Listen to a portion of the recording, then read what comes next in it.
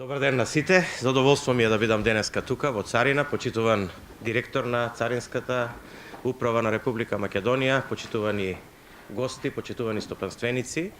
Значи, во рамките на Берлинскиот процес се промовира поинтензивна соработка регионална, тоа е платформата која што Берлинскиот процес, а практично и определбата на Европската Унија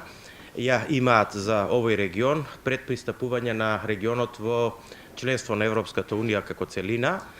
Во таа смисла, значи, една од иницијативите е и иницијативата за олеснување на административните постапки во делот на царинењето и за добивање, значи, на компаниите кои што стопанисуваат во Република Македонија, се занимаваат со извозни или увозни активности, за олеснување на таквите постапки, односно нивна препознатливост не само во Република Македонија, него за прв чекор во регионот на ЦЕФТА. Во таа смисла и во таа насока се воведува, значи, и економскиот оператор, кој што треба да биде економски, значи треба да биде еден знак, една квалификација која што треба компаниите да ја имаат, за да имаат олеснети царински процедури. Практично овластениот економски оператор е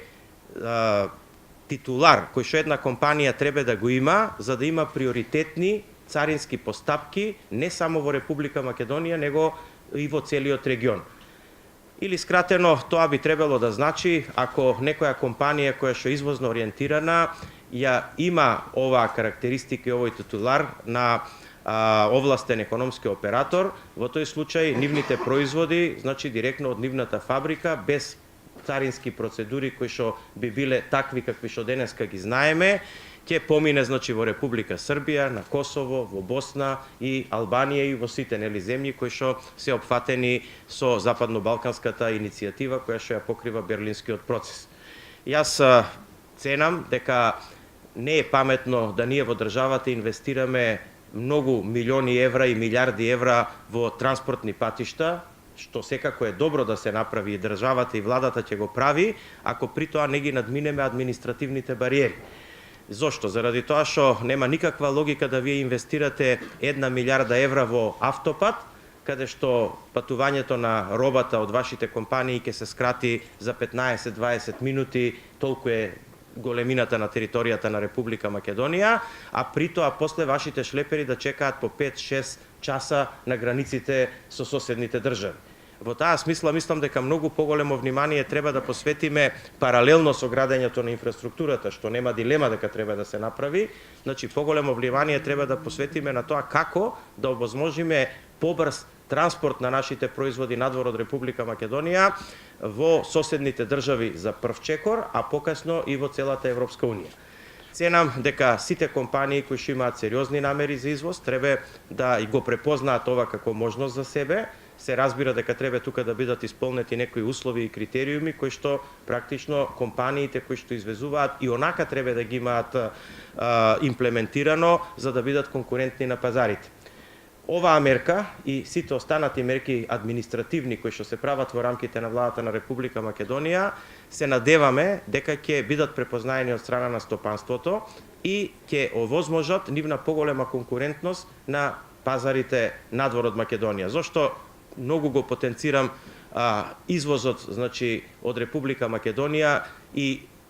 ја поддржуваме, значи, определбата на тие компании кои што сакаат да бидат извозно ориентирани, затоа што во Република Македонија на така мал пазар од помалце од можеби 2 милиона корисници или околу 2 милиона жители, ќе се преброиме во 2020 година, па точно ќе видиме колку има жители во Република Македонија. Значи, не можете да бидете голема индустрија ако не сте извозно ориентирани, бидејќи за така мал пазар практично не е потребна голема индустрија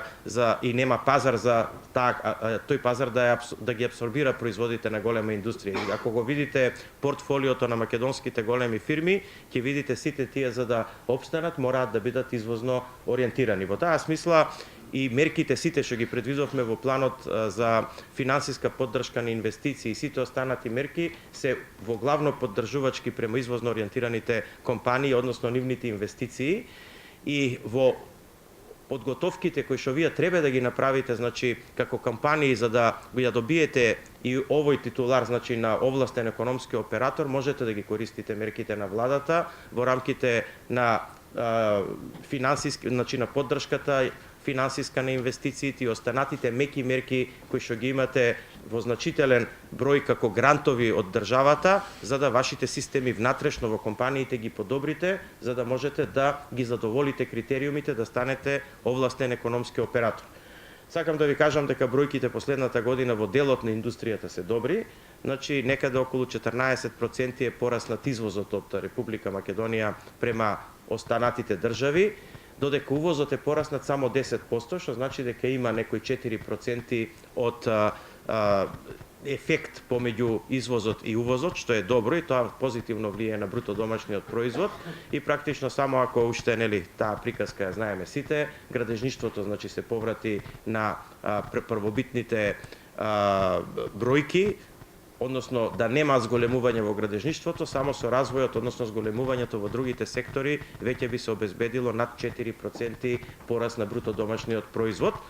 Во градежништвото се направија сериозни исчекори и мислам дека со само продуктивни проекти во делот на инфраструктурата, градежништвото веќе наредната година ќе биде и позитивно. Можам да ви кажам дека согласно информациите кои што првично ние во владата ги собираме, веќе август е месец во кој што над 5% имаме зголемување и на градежништвото во споредба со истиот период, значи август 2017 година, што значи очекуваме малце подобри бројки во иднина. Да не должам јас многу, сепак ќе се вратам на она за што денеска седиме тука. Тоа е значи воведувањето на овластен економски оператор како категорија. Јас лично ценам дека сите компании треба тоа да го препознаат, да ги исполнат условите за да може да го добијат тоа како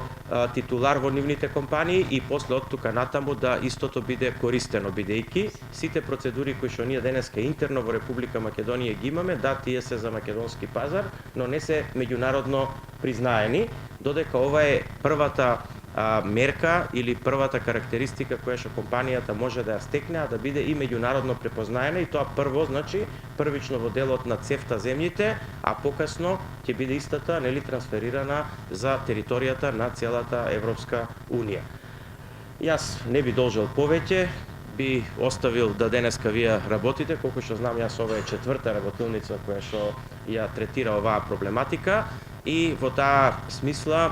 мислам дека ќе има доволно информации за да вие како стопанственици прво се стекнете со информации за што станува збор, а после тоа и да можете за истата мерка да аплицирате и да се стекнете со